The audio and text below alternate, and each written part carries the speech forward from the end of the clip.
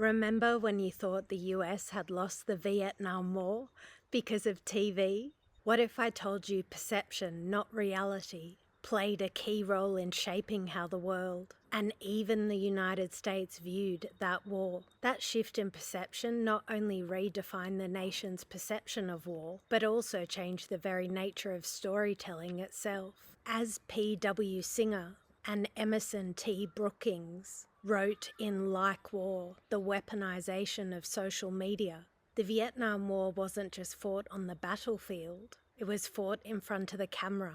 The images broadcasted across the United States during the Tet Offensive changed everything. Television had a power that no one fully understood before. The Tet Offensive of 1968 proved that wars could be lost not in combat, but in the court of public opinion and on the screen.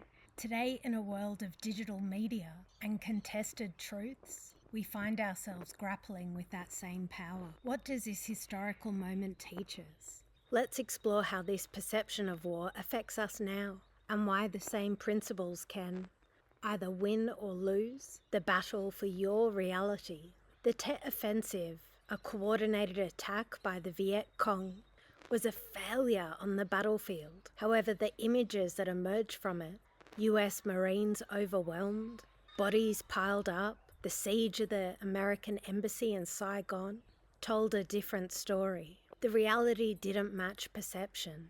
The US was winning, yet what was broadcast made it feel like the war was spiraling out of control. Walter Cronkite, a figure trusted by millions, aired a 3-minute editorial declaring that the war couldn't be won.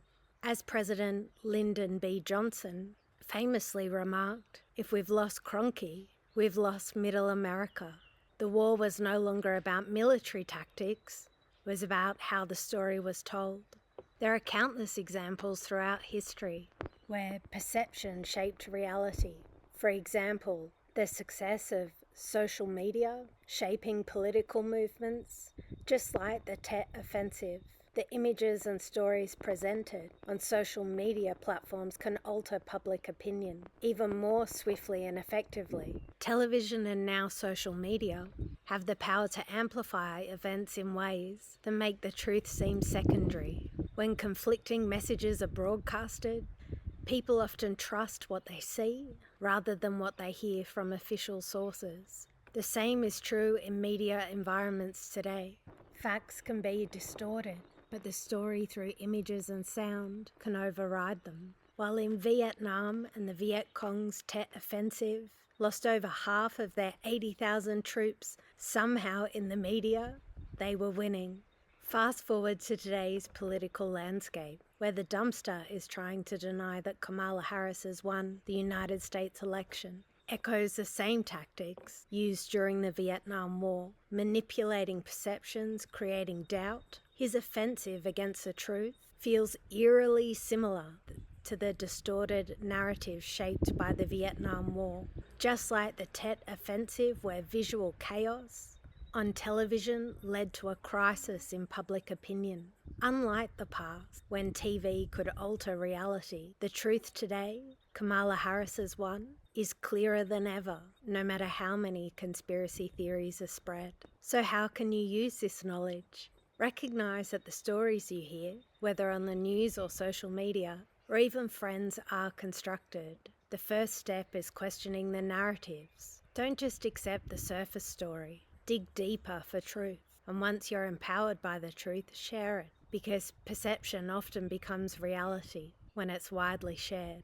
Be mindful of the sources you trust. In today's world, anyone can create a story, just as the media did in 1968. However, with your critical thinking, your ability to be able to separate fact from fiction, you have the power to shape your own understanding of the world. Just as Cronkite's words shifted public opinion, don't let others define your reality. You are capable of recognizing the truth, even when it's hidden beneath layers of disinformation.